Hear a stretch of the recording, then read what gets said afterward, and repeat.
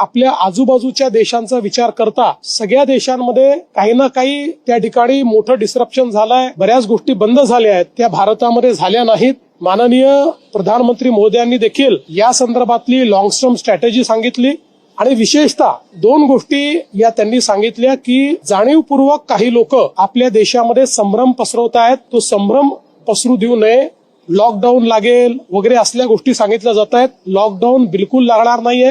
असल्या गोष्टी पसरवणारे हे अक्षरशः एक प्रकारे देशद्रोह करतायत. अशा पद्धतीनं खोट्या बातम्या पसरवणाऱ्यांवर कडक कारवाई हे आम्ही देखील करणार आहोत. आपल्याकडे सप्लायचं कमीत कमी डिस्रप्शन हे झालेलं आहे. विशेषतः पेट्रोल डिझेल हे सातत्याने आपल्याकडे मिळतं आहे. त्याची किंमत वाढू नये म्हणून केंद्र सरकारने स्वतः 10 रुपयाचा शॉक ऍब्झॉर्ब केलाय. डोमेस्टिक गॅसमध्ये घरगुती गॅस सगळ्यांना प्राप्त होतोय. कालपासून कमर्शियल गॅसही 70% पर्यंत आता त्याची कॅपॅसिटी वाढवलेली आहे.